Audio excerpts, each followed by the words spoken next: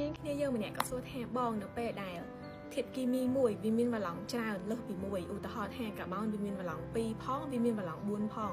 ដែកមានវ៉ាឡង់2ផងមានវ៉ាឡង់3ផង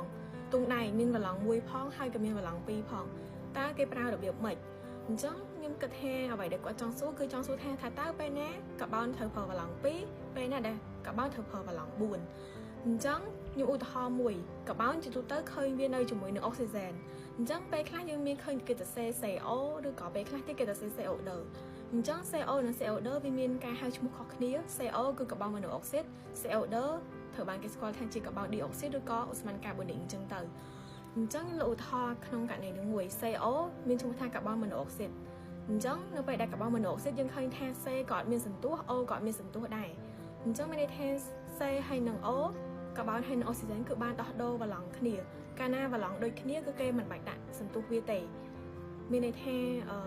ដូចឧទាហរណ៍ថា CO ហ្នឹងវាមានសន្ទុះអីទាំងអស់ប៉ុន្តែ CO2 គឺមានសន្ទុះ CO2 មានសន្ទុះកន្លែង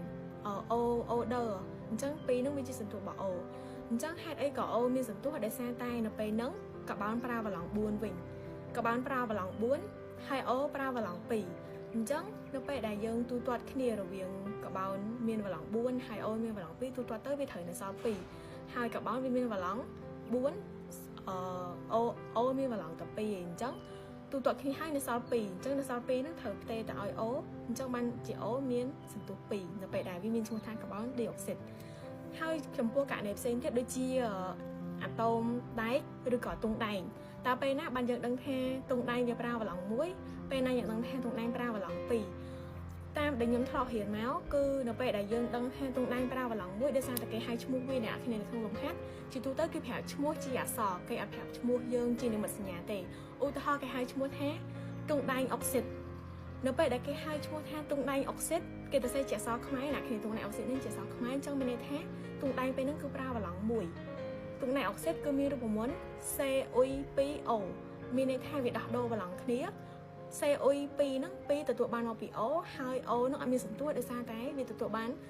វ៉ាឡង់1ពី CU មកអញ្ចឹងមួយគេដាក់សរសេរទេអញ្ចឹងគេសរសេរតែ CU2O អញ្ចឹងអាហ្នឹងគេហៅថាទង់ដែងអុកស៊ីតតើនេះកន្លែងហ្នឹងហើយមួយទៀតជួនកាលគេក្នុងលំហាត់គេនិយាយឈ្មោះថាទង់ដែង2អុកស៊ីតអញ្ចឹងនៅពេលដែលគេនិយាយថាទង់ដែង2អុកស៊ីតក្នុងពេលហ្នឹងឯងដែលទង់ដែងគេប្រើវ៉ាឡង់2អញ្ចឹងដល់ពេលទូទាត់គ្នាទៅរូបមន្តទង់ដែង2អុកស៊ីតរបស់យើងគឺ